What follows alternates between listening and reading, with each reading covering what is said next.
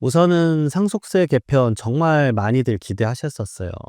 기억나는 분이 한 분 있는데 24년 10월 달에 저 찾아오신 분이 었는데 약간은 이제 연명 치료하고 계셨죠. 그래서 "마음의 준비하셔라."라고 해 가지고 아버지가 이제 한 6 개월 정도 남으셨다. 그래서 이제 미리 사실 많이 오십니다. 사전 상속 플래닝이라 그래서 "아니 뭐 돌아가시기 직전에 온다고 세금이 얼마나 줄어드냐."라고 하시는데 생각보다 대비하면 많이 줄어들거든요.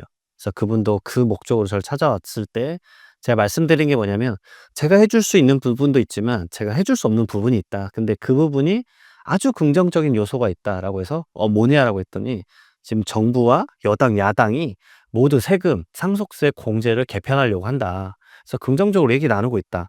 이거 되면 선생님 세금 아주 많이 줄어든다. 얼추 그분이 얼추 계산해도 한 4-5억 줄어들었어요. 그래서 "오 너무 좋다. 이거 어떻게든 어떤 방식으로든 제발 개편됐으면 좋겠다." 해서 "일정 부분은 무조건 될 거다."라고 말씀을 드렸는데 이게 웬일입니까? 결국 인제 좀 안 좋은 사태가 많이 펼쳐져서 상속세는 결국 개편이 안 됐어요. 이게 웃긴 게 그전에 얘기했던 게 금융투자소득세, 그다음에 가상자산소득세 유예, 그러니까 금투세는 폐지됐고 가상자산 세금은 유예가 됐어요. 그래서 '아 인제 상속세 남았는데 상속세도 잘 되겠구나.'라고 했는데 이제 계엄령 터지고 그래 돼 버리니까 그분은 너무 낙담하셨죠. 그리고 결국 돌아가셨습니다. 부모님이 돌아가셨고 아버지가 돌아가시고 그 상속세 업무를 제가 지금 처리해 드리고 있는데 너무 화가 나죠. 그분 입장에서 너무 화가 납니다. 왜냐하면은 '왜 여야 정부의 다툼에 나는 이런 많은 세금을 내야 되는가.' 그리고 지금 촬영하기 직전에 또 이제 지금 다시 상속세 얘기가 모락모락 올라오고 있는데 문제는 개편이 돼야 개편이 완료되는 거고 개편이 완료 안 되면 어떤 것도 사실은 바뀌는 건 없습니다. 네, 그러면 상속세 바뀐 것도 없는데 왜 세금이 더 늘어나냐? 간단합니다. 주택 가격이 또 올라가고 있기 때문에 그래요. 물론 일부 지역 뭐 이제 대부분 사실은 이제 부동산 시장, 특히나 주택 시장이 제가 봤을 때 양극화되고 국지화돼 가고 있는 것 같습니다. 제가 만나는 분들을 보니까 좀 그런 것 같아요. 그러니까 특정 지역은 오히려 부동산 가격이 더 떨어지거나 아니면 이렇게 유지되는 상황인데 특정 지역 오히려 또 많이 껑충 올라가 버리는 상황이에요. 그래서 제가 일반적으로 세액에 대해서 영향을 미치는 그런 지표들을 다행히 연구를 하는데요. 저는 이제 부동산원 데이터 자료를 이제 먼저 보여드리면 2016년 12 월에 서울의 아파트 매매 가격 보시게 되면은 한 5억 6 천만 원 정도입니다. 그러면 그 당시에 일괄공제 똑같이 5억 원이었어요. 지금 개편하려고 하는 게 일괄공제 5억 원. "어떤 분이라도 상속이 일어나면 5억 원은 빼줄게." 이 금액을 10억 으로 올리냐 뭐 8억 으로 올리냐 이런 얘기를 하고 있는 건데 저 금액이 거의 26 년간 안 올라가고 있습니다. 그러니까 예전에 사실 2000 년도에도 인제 음마아파트가 5억 원이었기 때문에 음마아파트 한 채 받아도 상속세 사실 0 원이었어요. 상속세는 일반적인 세금이 아니었단 말이죠. 근데 2016 년도만 하더라도 보세요. 5억 6 천만 원이니까 서울에서 아파트 한 채 있으면 5억 원 빼면 상속세 내야 됩니다. 그래서 일반적인 세금이 돼 버린 지가 오래예요. 보통의 세금이 돼 버렸죠. 요즘은 직장인분들 사이에서도 "야 상속세 어떡하냐. 상속세 상담 받아야 되는데." 제가 그런 전화를 너무 많이 받습니다. 정말 쏟아질 정도로 많이 받죠. 그래서 어쨌든 한 6 0 0만 원 정도 냅니다. 2016 년도의 기준이에요. 근데 최근에 그냥 최근에 KB 시세로 봤었을 때 그냥 24년 말 기준으로 서울 아파트 평균 매매 가격은 12억 한 5,200만 원 정도까지 껑충 뛰어오릅니다. 그러면 얼마의 세금이죠? 일가공제 5억 원 제하면 세금이 1억 6,500 이에요. 그러니까 엄청나게 높습니다. 정말 일반적으로 서울에 주택 한 채 있으면은 본인이 생각하기에 어느 정도 인제 감이 있으세요. 그래서 '아이 뭐 좀 내겠지. 한2 3 천만 원 내겠지.' 하시다가 상담 받고 이제 아파트 한 채 때문에 1억 5천 냅니다 그러면 이 느낌은 완전 달라요. 그러니까 말 그대로 2-3 천만 원은 본인이 감당할 수 있는 금액이에요. 1 년간 벌어들이는 금액이 있으니까 상속세 신고는 6 개월이니까 '아 내가 좀 긴축재정해서 6 개월간 바짝 뭐 한 300만 원씩 모으면 2 천만 원 내겠지.' 이런 생각과 1억 6,500만 원 아예 다릅니다. 저 정도 금액이 떨어지는 순간 상속인들끼리 싸웁니다. "너가 얼마 내. 너가 얼마 내. 나 돈 없어.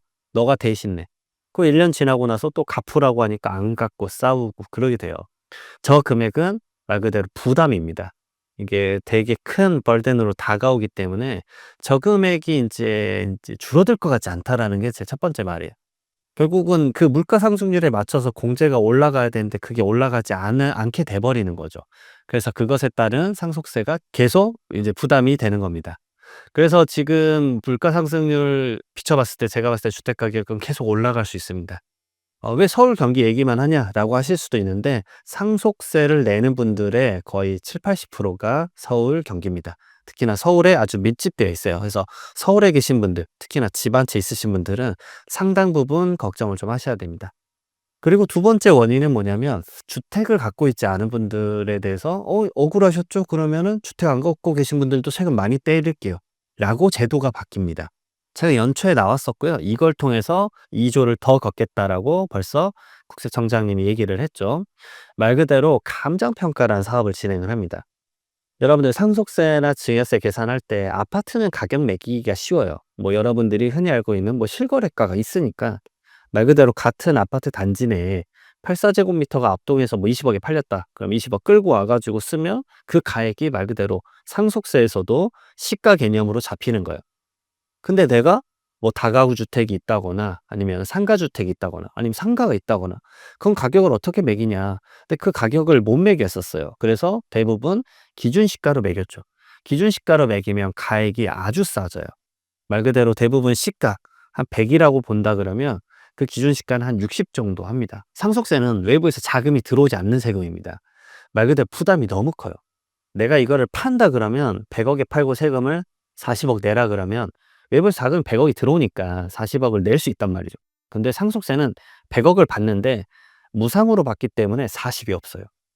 그래서 대한민국 상속세의 그 가장 어려운 점이 하나가 뭐냐면 부동산이 80%가 넘어요. 그러니까 대부분 이런 식입니다. 절 찾아오시는 분들이. 주택 한 채 현금 2~3천만 원, 그다음에 연금 좀 받고 계시다가 끝이에요. 주식도 거의 없으시고 나머지 부동산 같은 건 거의 없고요. 대부분 뭐 차 한 대 정도? 그러면 이 부동산이 얼마냐? 이게 20억인 걸. 그래서 상속세 당신 6억 내. 근데 부모님한테 받는 상속에 대한 유동성 자금은 2~3천만 원. 취득세도 못 냅니다. 그러면 이제 이거 어떡하지?" 라고 가는 거예요. 그런 게 정말 많은데 이것도 가치가 낮게 매겨져 있으면 감정평가 하자라는 얘기죠. 막 "어떻게 얼마나 늘어나냐?"라고 많이들 물어보시는데 최근에 제가 서울지방국세청 갔을 때 이런 얘기도 들었어요. "이거 기준시가 20억인데 감정평가하니까 80억이더라." 4배 차이 납니다. 4배 차이. 그러면 몇 억이 올라가죠? 60억이 올라갑니다. 그러면 최고 세율이 50%예요, 상속세는. 그러면 상속세 간단합니다. 30억 더 내셔야 돼요. 근데 30억이 어딨어요? 그러면 그 부동산을 급매로 처분해야 되는 상황이 펼쳐집니다. 즉각적으로 유동성이 없어져요. 근데 상속세는 6개월 이내에 내야 되기 때문에 참 힘듭니다. 그래서 비주택으로 제가 다양한 일화들을 겪는데 이 감정평가 사업을 더 확장하겠다. 말 그대로 2024년 작년까지는 여기에 편성된 예산이 한 47억 정도예요. 근데 25년도부터는 예산을 한 2배 정도 늘리겠다.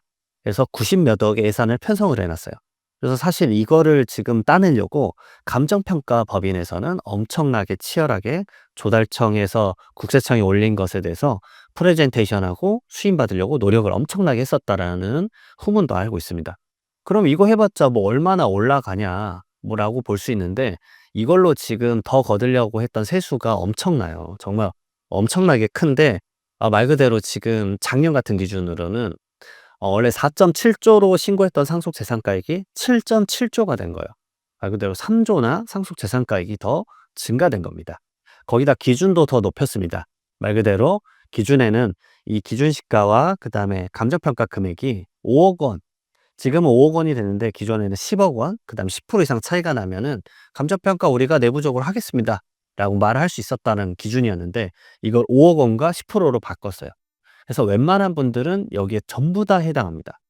거기다 한 단계 더 나아가서 기존에 주택은 하지 않았어요. 주택은 그래도 거주 목적이니까 "웬만하면 이건 하지 않을게요." 라고 했었는데 이제 보도 자료에는 주택도 이제 고가 주택에 대해서는 하겠다."라고 해서 특정 아파트 이름까지 말했습니다. 뭐 한남 더힐, 서울 아크로 포레스트 뭐 이런 식으로. 거기다 동도 말했어요. 용산구 한남동, 뭐 강남구 신사동 이런 식으로 얘기까지 한 거죠. 말 그대로 고가 주택에 대해서도 기준 시가의 차이가 너무 크기 때문에 감정평가를 통해서 이거를 더 수령하겠다라는 얘기로 바뀌었습니다. 그래서 정말 큰 부담이 아닐 수 없습니다. 2025년도에 지금 상속세 상담하시는 분들도 사실은 울상입니다. 그래서.